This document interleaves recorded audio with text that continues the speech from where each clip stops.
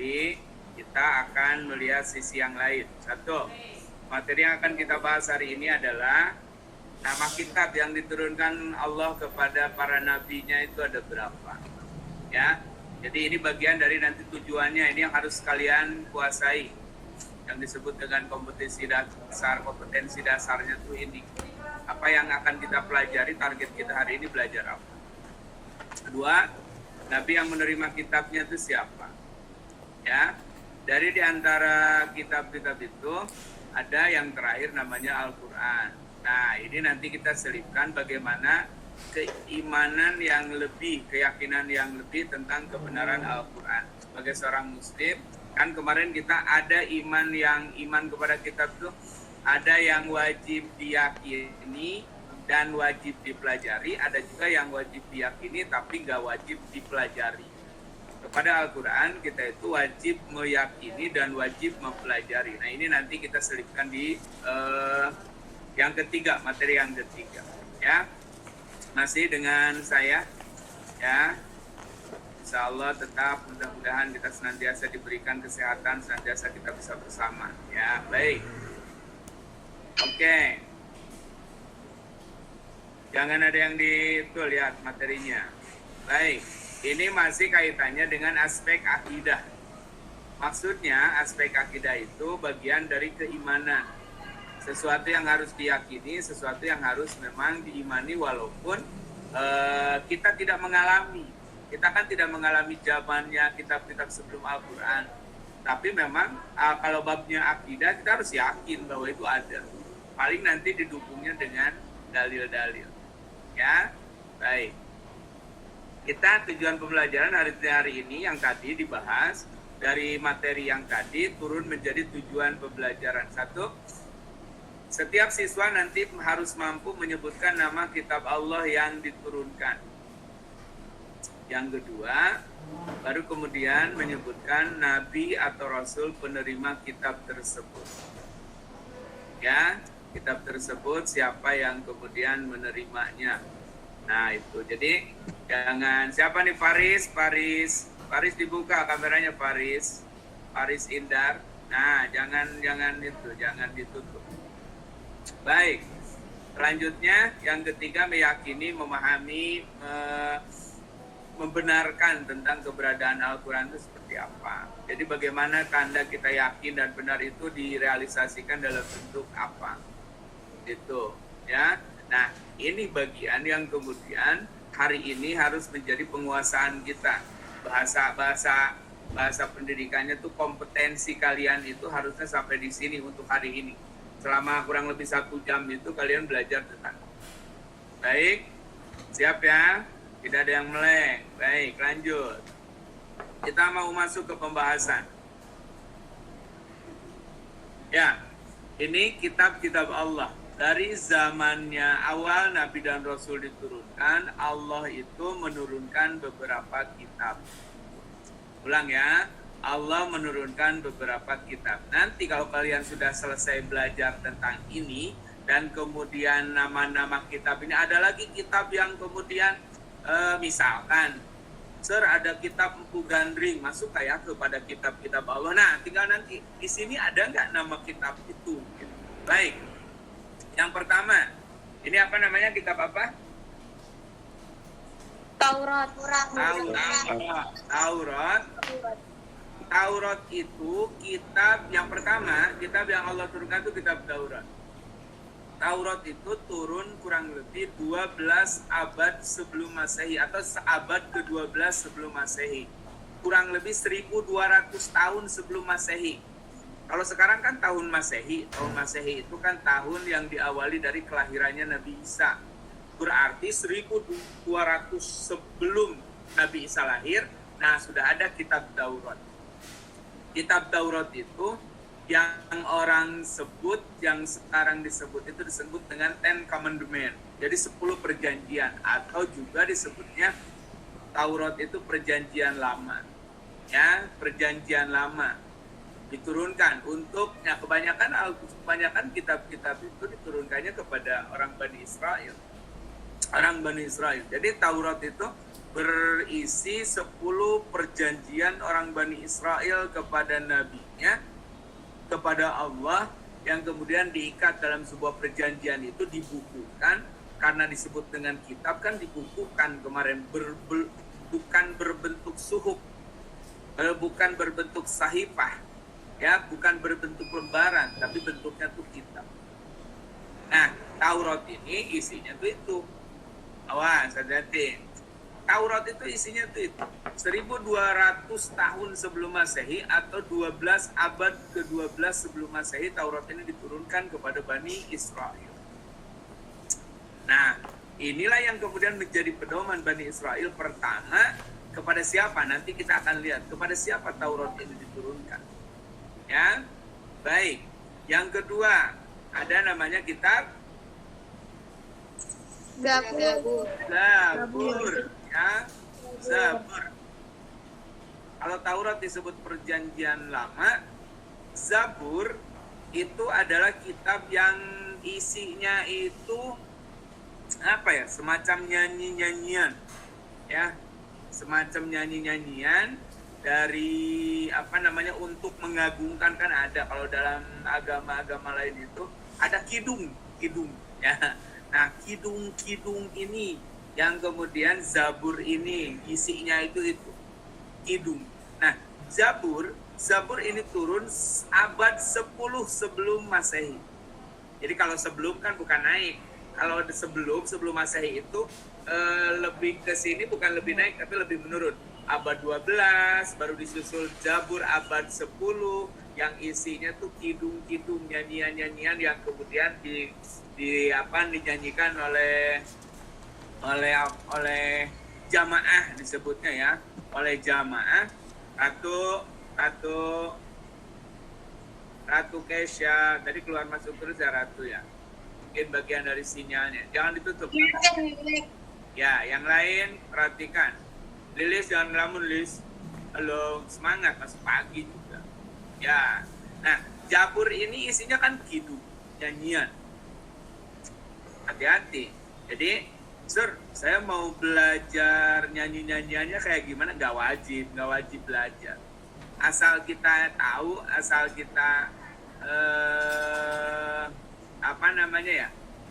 asal kita tahu, yakin, oh iya ini kitab Allah. Tapi memang turunnya abad ke-10 sebelum Masehi, Zabur ini. Yang ketiga ada namanya, silakan dibaca. Injil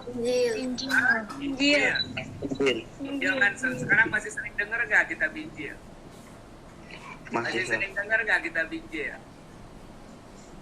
Nah, ini yang turunnya abad ke-1 Masehi. Karena di sini berbarengan dengan lahirnya Nabi Isa. Tapi Injil itu dibukukan, Injil itu disusun itu kurang lebih 300 tahun setelah Nabi Isa nggak ada. Ya, Nabi Isa yang tidak ada baru kemudian Injil itu disusun. Maka Injil ini kan ada beberapa versi, ada beberapa model. Tapi kita bukan ranah kita untuk menyebutkan itu. Memang ini kitab yang diyakini sebagai kitab agama lain, tapi bagi kita memang dulu Allah menurunkan kitab itu yang namanya kitab Injil.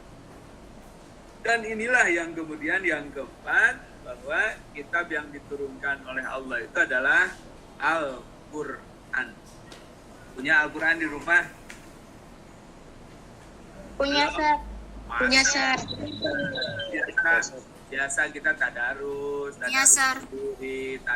bersama. Nah, seorang muslim kalau nggak punya Quran, waduh, gimana ceritanya nih? Ya, yang keempat. Inilah kitab yang Allah turunkan.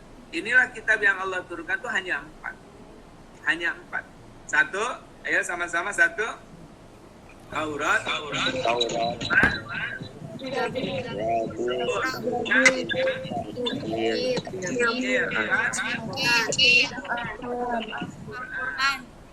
Baik, materi yang kedua, siapa yang menerima kitab ini?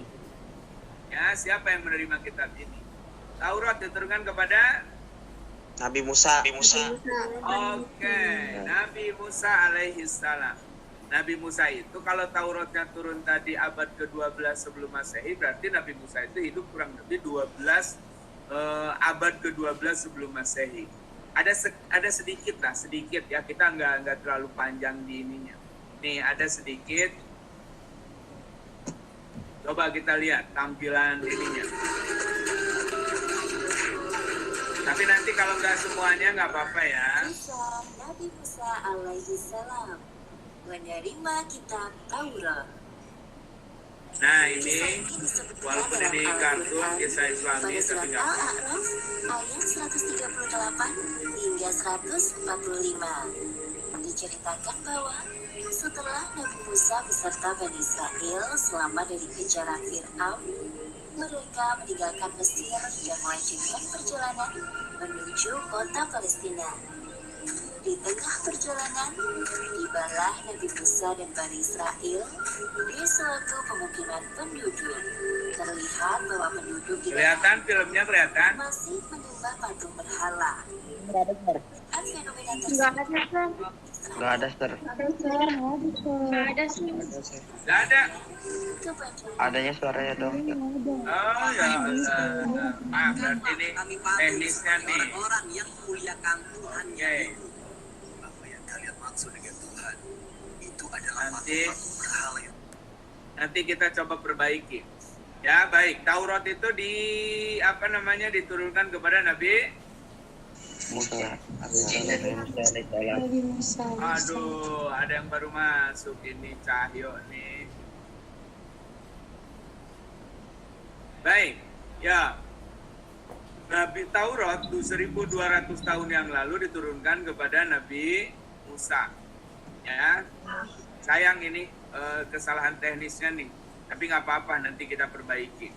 Ini sebetulnya semua ininya ada filmnya. Ada lumayan lah buat lebih mengetahui kalian, jadi memanfaatkan media supaya tidak digunakan untuk ya kita bijaklah menggunakan media, ada YouTube, ada apa, tapi kita lihat yang bermanfaatnya. Ini Nabi Musa ada filmnya juga, nanti saya coba share di grup WA aja. Nih, linknya saya coba nanti kasih ya buat kalian. Baik, yang kedua, Zabur. Abad 10 sebelum Masehi. Siapa yang menerimanya? Nabi Daud. Nabi Daud. Berarti pemahaman awal kalian udah bagus. Sudah banyak mendengar tentang kitab-kitab ini. Ya, Zabur. Zabur sering disebutnya dengan Mazmur. Ya, Mazmur. Nah, ini yang diturunkan Allah kepada ada yang tahu Nabi Daud itu keturunan siapa? Ada yang tahu Nabi Daud keturunan siapa? Atau ada yang tahu Nabi Daud itu punya anak siapa? Terkenal banget ini walaupun tidak dalam konteks ini ya, nggak apa-apa, ini mudah-mudahan pengetahuan yang baik buat kalian. Kalau kalian disebutkan pasti oh gitu. Siapa? Ada yang tahu nggak Nabi Daud itu punya anak siapa? Ya ada ya, baik. Ini tambahan pengetahuan buat kalian. Nabi Daud itu prajurit. Nabi Daud itu prajurit. Ya, dalam bahasa Latin disebutnya David. Sering dengar nggak? King David. Nabi Daud itu anak dari keturunan Nabi Yakub Bani Israel. Jadi cucunya. Jadi Nabi Yakub itu punya anak namanya Yehuda. Yehuda itu punya anak namanya David atau Daud. Daud ini prajurit.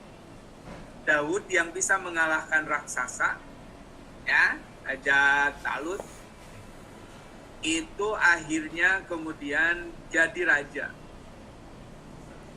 Senjatanya apa senjatanya? Senjatanya itu semacam ketapel, ya, pakai batu. Jadi gede, raksasa itu dikalahkan oleh Daud. Akhirnya Daud menjadi raja, maka disebut terkenal dengan King David, ya, Raja Daud itu. Daud tuh punya anak yang jadi raja juga. Ada yang tahu nggak siapa? Raja, Nabi yang jadi raja siapa sih? Nabi Sulaiman. Pintar.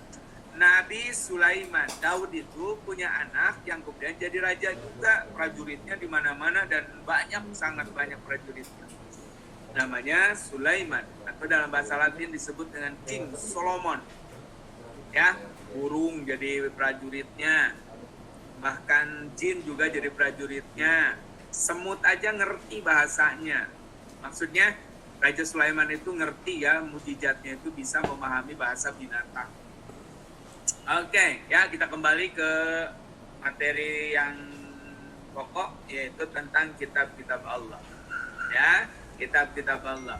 Baik, Zabur abad ke-10 sebelum Masehi diturunkan kepada Nabi Daud. Jangan lupa ya. Baik, Injil, sekarang Injil.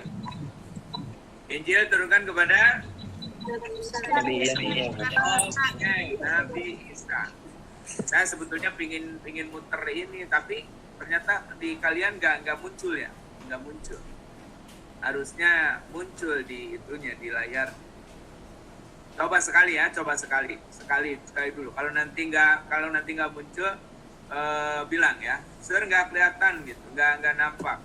Kita coba yang Nabi Daud, Nabi Daud. Muncul nggak? Muncul, Sir. Oke, dilihat ya. Ini paparan tentang kisah Nabi Daud. Dan menurut sejarahnya, untuk memerangi Jalut, Nah, ini Raja Daud. berangkatlah dengan bala tentaranya. Salah satu yang mengikutinya adalah Nabiullah Daud alaihissalatu wassalam. Nabi Daud adalah seorang laki-laki yang saat itu masih berusia sangat muda, yang mana ciri-cirinya beliau perawakan tidak terlalu tinggi, bola matanya berwarna biru, dan rambutnya tipis, dan beliau dikenal memiliki kebersihan hati, bersih jiwanya, tidak ada kesombongan, tidak ada hasut dengan siapapun, dan murni berjuang yang ikhlas mengharap ridho Allah Subhanahu wa Ta'ala. Ditambah lagi, beliau terkenal dengan kebaikan akhlaknya. Saat itu yang ikut dalam Bisa dilihat ya, bisa ditonton ya. mengatakan 80.000 orang. Ada riwayat mengatakan 40.000 orang. Ini 10 menit, nanti kita cari yang pentingnya saja. Allah a'lam bishawab. Jika mereka melewati salah satu sungai, saat itu sedang panas-panasnya cuaca, katanya Talut, bagi orang yang hanya meminum seteguk saja, maka dia adalah peminum. Di saya nggak muncul, Sir. Maka dia Nggak ada yang nggak tahu ya? Sir, sana. Oke. Saya juga, Sir. Kita berarti nggak semuanya ya. 313 orang Oke. saja. Dan di Nah, tapi nggak apa-apa. Nanti kalian bisa cari di referensinya atau nanti linknya saya kasih untuk lebih menambah wawasan tentang kitab-kitab ini atau nabi-nabi. Banyaklah sekarang referensi lain buat kalian, bukan hanya ke sininya saja. Baik. Ya, terakhir. Halo. Ya, masih bisa ya? Wajar, Ryan, Safira, masih bisa? Oke, terakhir adalah kitab Al-Quran. Nah, ini adalah Quran. yang diturunkan kepada Nabi Muhammad SAW. Tahu kan kalau AS artinya apa? Alaihi salam.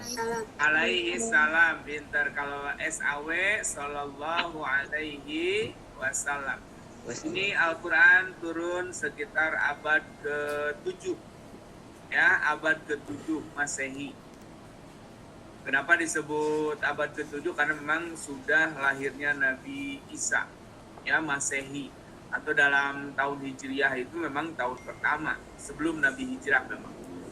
Nah, inilah Al-Quran yang memang berimannya kita kepada Al-Quran itu memang harus lebihnya itu kalau Taurat, Zabur, dan Injil kita beriman yakin bahwa itu kitab pernah diturunkan Allah kepada para nabi. Taurat pernah diturunkan kepada Nabi Musa, Zabur pernah diturunkan kepada Nabi Daud, Injil pernah diturunkan kepada Nabi Isa. Nah, Al-Quran itu diturunkan kepada Nabi Muhammad, tapi cara berimannya bukan hanya sekedar yakin, bukan hanya sekedar tahu, tapi Al-Quran ini harus dijadikan sebagai pedoman. Dibaca, bayangkan, dibaca Al-Quran itu kan nanti ada keterangannya. Al-Quran diturunkan kepada Nabi Muhammad.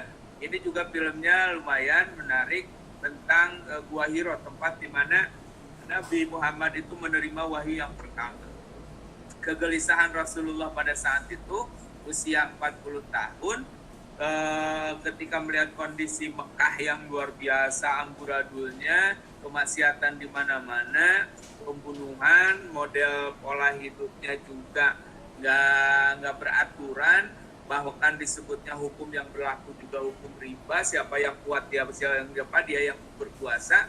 Nah, Muhammad muda saat itu, muda lah, 40 tahun usiaan saya, ya, itu luar biasa gelisahnya, luar biasa gelisahnya. Nah, disitulah kemudian sering bertahanus. Tahanus itu menyendiri, bersemedi, bahasa sekarang itu bersemedi, menyendiri di Gua Hiro, di Jabal Nur. Di situ ada yang memang tempat sangat sempit, ya, bukan gua yang kebayang di kita yang bisa masuk 40 orang gitu, misalkan kayak gua Jepang. Gua Hiro itu nggak bisa. Gua Hiro itu paling juga cuma buat 2 orang juga, sempit. Ya, wah kalau nanti yang berkesempatan, nanti insya Allah mudah-mudahan saya doakan semuanya bisa berkesempatan berkunjung dan berziarah ke Gua Hiro. Jalannya kurang lebih 2 jam, dari bawah itu jalan kaki, berada di puncak gunung di balik bukit. Nah, ini tempat di mana Al-Quran itu wahyu pertama itu diterima oleh Nabi Muhammad.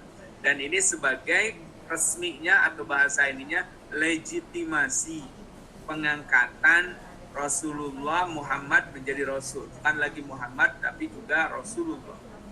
Dan dari situlah awalnya bagaimana kemudian Rasulullah Muhammad menjadi Rasul.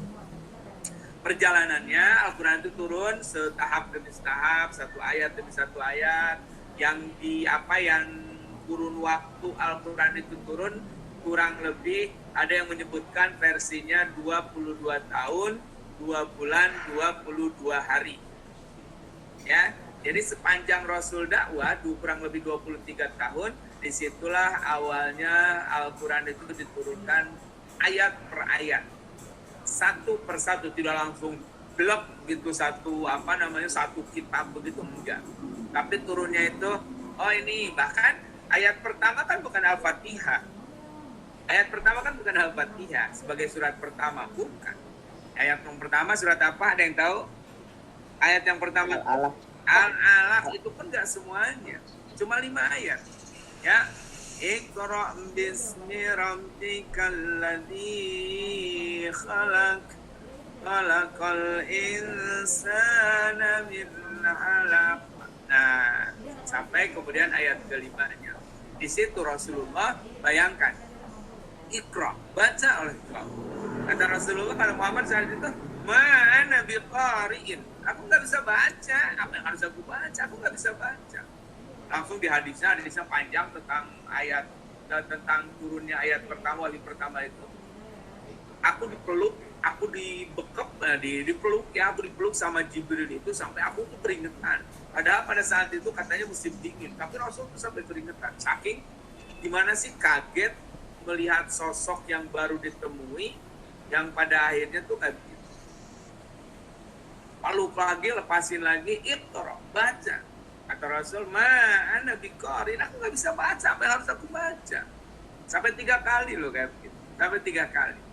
Sampai akhirnya Rasulullah kemudian 3 kali itu baru Iqra' bismi rabbikal ladzi khalaq, khalaqal insana min 'alaq, Iqra' wa rabbukal akram, alladzi 'allama bil qalam, 'allamal insana ma lam ya'lam. Nah, teman-teman, baca Cahyo Junior. Siapa nih Cahyo Junior? Kenapa nggak dibuka kameranya? Oke. Tadi kita sudah sepakati, kalau nggak dibuka berarti nggak masuk absen ya. Kalau nggak dibuka nggak masuk absen. Baik. Ya, jadi ketika Rasulullah menyampaikan itu, Iqra bismi rabbi, mendapatkan itu, Rasul bingung apa yang harus disampaikan. Yang dalam sejarahnya, ketika Rasul sudah menerima wahyu yang pertama itu, Rasul tidak langsung menyampaikan itu. Jadi sampai bertanya dulu, ini tuh siapa? Bertanya kepada pamannya Khadijah yang bernama Warokoh. Ini tuh apa? Warokoh ini apa? Oh, itulah sosok yang pernah datang kepada Musa, yang pernah datang kepada Isa, yang pernah datang kepada para nabi yang lain, dan itulah yang disebut dengan Jibril. Nah itu ya. Jadi ini proses turunnya Al-Quran itu seperti itu teman-teman. Ya, sekali lagi, ini ada yang masih gak buka nih, udah terlambat tadi. Cahyo, kita panggil. Cahyo, yuk.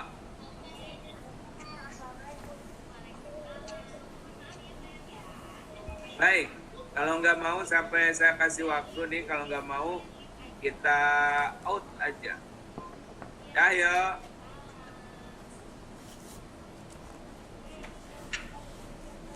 Ini tuh Cahyo itu berarti Ananda Dwi Cahyo. Cahyo. Oke, baik. Tidak mau teman-teman jangan ditiru. Kita tadi udah sama karena dia terlambat sebenarnya, masuknya aja terlambat. Masih? Baik, kita kasih waktu 1 menit. Nggak dibuka berarti memang dia tidak ada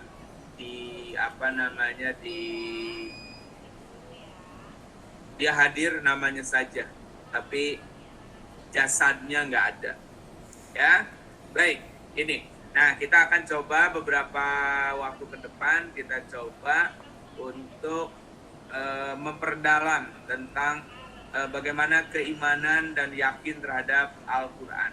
Ya, biar nanti kita ada tanya jawab. Apakah yang mau nanya silakan dipersiapkan pertanyaannya. Tapi saya izinkan saya untuk menyelesaikan dulu materi kita. Baik, meyakini kebenaran Al-Quran, kita harus memahami betapa Al-Quran ini luar biasa. Al-Quran ini sebagai pedoman, ibaratnya begini. Kalau kalian punya motor, kalau kalian beli motor, maka ada buku petunjuk dari leasingnya. Ya, kalian beli TV aja ada buku petunjuknya. Kalian beli mobil aja ada buku petunjuknya. Betul? Nah, Al-Quran ini buku petunjuk yang Allah turunkan kepada manusia umat Nabi Muhammad untuk apa? Jadi pedoman bagaimana kehidupan ini supaya mendapat kebahagiaan. Kebenaran Al-Quran itu yang isinya 30 juz, 114 surat, 6.236 ayat. Atau dalam versi yang lain disebut 6.666 ayat. Inilah bukti kebenaran, otentik, asli, tidak bisa dirubah. Coba bayangkan, jangankan menghafalnya, membacanya saja ini menjadi pahala. Kalian baca alif lam 3 huruf. Alif lam mim itu bukan 1 huruf, 3 huruf. 1 huruf 10 kebaikan. Bayangkan, kamu baca Bismillahirrahmanirrahim, itu berapa? Itu baru bacanya. Belum kalian kemudian menghafal, tahfidz. 1 juz 30 kalian hafal, luar biasa. Maka niatkan sungguh-sungguh dalam membaca Al-Quran ini dijamin tidak akan berubah. Kenapa? Di dalam surat Al-Hijr ayat 9, surat 15 ayat 9, ini bunyinya begini. Inna nahnu nazzalna dzikra wa inna lahu lahafizun. Kami yang menurunkan Al-Quran. Kami juga yang menjaganya. Wah, ini tuh sebuah statement dari Allah bahwasanya Al-Quran itu gak bakal bisa dirubah, gak bakal bisa diotak-atik. Mohon maaf, tapi bukan ranah kita membicarakan kitab yang lain. Kenapa? Injil ada sampai 4 versi. Taurat itu juga sudah yang sekarang disebut perjanjian lama, Talmud itu juga sudah enggak. Apalagi Zabur ini keberadaannya juga memang susah dilacak. Ya, tapi Al-Qur'an sampai hari ini sudah 1400 atau 14 abad, insya Allah masih bisa dibuktikan. Baik, kita lanjutkan. Ini kebenaran Al-Qur'an. Ini kebenaran Al-Qur'an. Silakan. Bahkan kalau kalian mau, kalau teman-teman mau menantang Allah, kata Allah, in kuntum fi raibin. Jika kalian ragu tentang ayat-ayat Allah, ayo kalian bikin. Dari mulai bikin 10 surat, dari mulai bikin kalian 1 surat dalam Al-Qur'an ada, ayo datangkan kepadaku kalau kalian mampu membuat 10 surat di asri syuarin atau bisurah. 1 surat aja, misli, yang mirip aja kayak Al-Quran. Nggak usah kayak begitulah. Pokoknya mirip aja kayak Al-Quran. Atau 1 ayat saja. 1 ayat saja kalian bisa membuat itu. Bahasanya saja ini justru menjadi i'zaz. I'zaz ini bahasanya menjadi mukjizat. Dan mukjizat itu melemahkan yang lain. Artinya kalau Al-Quran itu diturunkan, maka yang lain itu jadi nggak berkutik. Kenapa? Bentuknya dalam bentuk sastra lah, kalau Al-Quran itu sastra. Karena dulu itu lagi berkembang tentang syair Arab. Di Arab itu lagi berkembang syair, diperlombakan. Ternyata syair itu kalah dengan syair-syairnya yang ada dalam Al-Quran, bahasanya luar biasa. Ya, baik. Nah ini yang kemudian menjadi sebuah kekuatan dalam Al-Quran. Ya, kita masuk ke keutamaan Al-Quran. Teman-teman, 1, keutamaan Al-Quran itu kandungannya paling lengkap. Apa yang tidak bisa dicari dalam Al-Quran walaupun sifatnya universal. Dari mulai ibadah, hukum, kemudian juga muamalah. Kan ada bab sholat, ada bab zakat, ada bab haji di Al-Quran. Tapi juga di Al-Quran ada juga tentang bagaimana hubungan tetangga, bagaimana hutang piutang, bagaimana pinjam meminjam, itu ada dalam Al-Quran. Atau hukum, boleh hukum talak, hukum potong tangan, hukuman bagi yang melanggar, itu ada dalam Al-Quran. Maka disebutnya, kalau nggak yakin bahwa Al-Quran sebagai kandungan yang paling lengkap, ini luar biasa. Baik, tidak akan bisa dirubah. Silakan mencoba merubah Al-Quran. Jangankan hurufnya, jangankan 1 kalimat. Titiknya saja pindah, itu luar biasa berubah. Contohnya gini. Ada Ar-Rahim, ada Ar-Rajim. A'udzu billahi minasyaitonir rajim. Pakai ja. Ada lagi. Bismillahirrahmanirrahim. Pakai ha, nggak ada titiknya. Titik dari ta'ud, dari Ar-Rajim, pindah ke Ar-Rahim. Wah, itu artinya kemana-mana. Masa begini bacanya?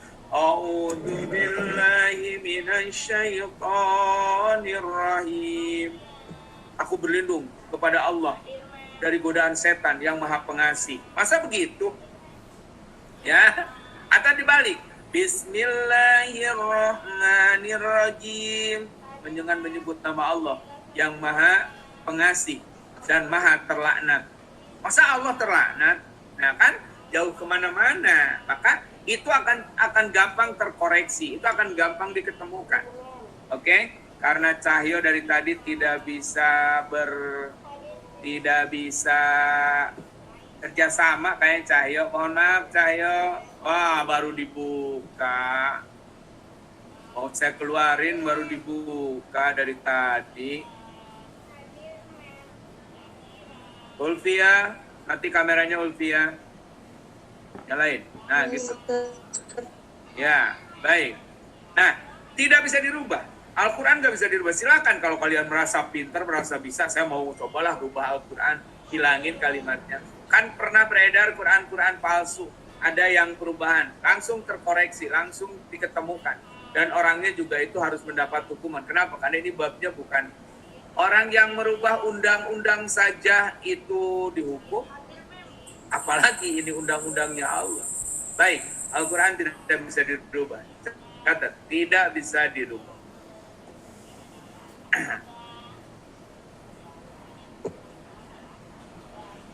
Al-Quran sumber apa tuh? Sumber ilmu pengetahuan.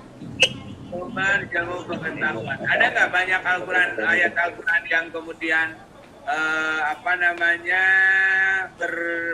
menjadi inspirasi bagi ilmu? Silakan, teman-teman. Gini, orang yang di militer sekarang mengembangkan tentang pesawat tempur. Dari mana? Inspirasinya itu dari surat Al-Fil. Alam tara kaifa fa'ala rabbuka bi ashabil fil. Burung ababil itu kecil tapi bisa mengalahkan gajah yang besar. Maka dibuatlah pesawat tempur kecil, penghuninya cuma 1-2 orang tapi bisa mengalahkan yang besar. Dalam Al-Quran ada wa bainahuma barjahul la yabghiyan dalam surat Ar-Rahman. Laut itu terpisah, ada air yang asin, ada air yang tawar. Itu terbukti ada. Dan banyak lagi ilmu pengetahuan. Jadi kalian kalau mau mendekati ilmu silakan. Pak Habibie pendekatannya adalah pendekatan ilmu pengetahuan dari Al-Quran. Silakan kalau kalian nggak percaya. Ya, baik.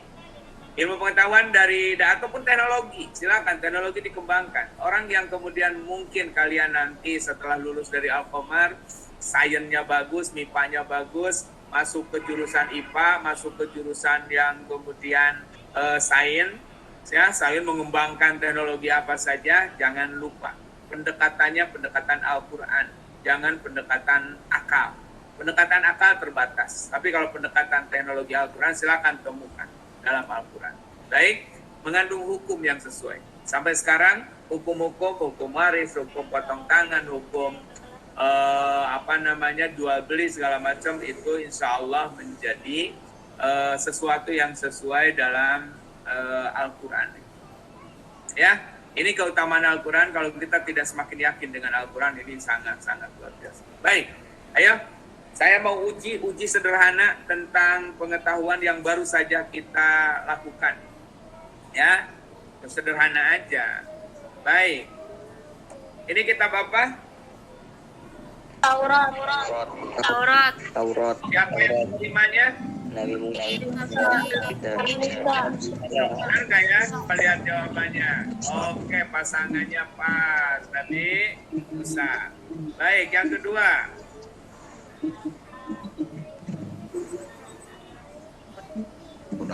Al-Quran. Apa pasangannya? Al-Quran. Betul nggak ya? Ya. Oke, alhamdulillah.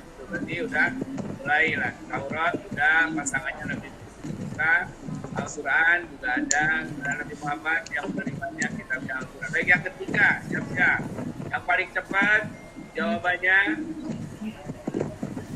Nabi Daud. Ya, diuji lagi. Betul. Nabi Daud tadi punya anak siapa? Nabi Sulaiman.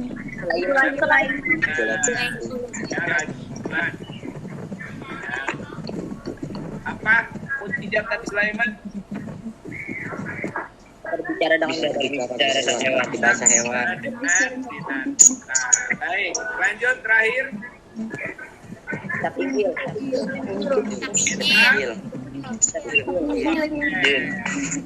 Mantap nih ya, pengetahuan sudah sampai sana, tinggal kita mencari tentang Al-Quran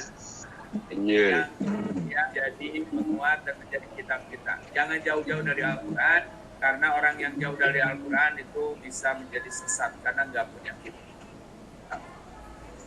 Jazakumullah khairan katsira. Terima kasih banyak buat kalian semua yang hari ini sudah sama-sama belajar, menemani saya menjadi teman kalian. Alhamdulillah hari ini baik. Ini tampilannya sampai di sini. Kita coba, kalau ada yang mau nanya dipersilakan. Ya, baik. Silakan, ada yang mau nanya? Ada yang mau nanya, silakan.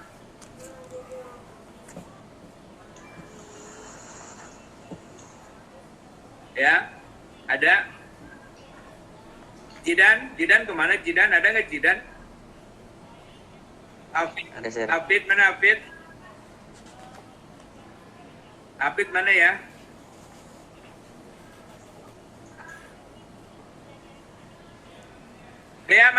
Hadir. Nggak ditutup, Dea. Dea, ditutup, Dea. Hafiz hadir, Pak. Oke, iya dibuka dong. Afid, dibuka, Afid. Ayo, ada yang mau bertanya? Kalau ada yang mau bertanya seputar kitab-kitab Allah tadi. Saya nggak punya seragam batik, Sir. Memang ini tadi ada siapa tadi Fajar nggak pakai seragam batik, posisi lagi di kampung nggak bawa batik. Ya udah coba buka aja nggak apa-apa, coba buka. Nggak punya, apa belum beli, apa belum apa nih pada keluar. Baik. Belum ada katanya. Iya belum ada di sininya, ya udah nggak apa-apa. Berarti coba dibuka. Kamu pakai apa? Masa nggak pakai baju? Ayo, baik. Ada yang mau nanya tentang ini, tentang kitab, tentang nama-nama kitab, seputar kitab. Berarti tadi kitab Empu Gandring masuk kitab-kitab Allah nggak ya? Halo? Nah, jadi dibatasinya itu cuma 4 yang kemudian Allah berikan kepada para nabi. Ya kan, kalau ada yang mau nanya, biasakan dong, biasakan berani bertanya. Ada Ulfia tuh di atas. Ada Safira, Faris mau nanya Faris.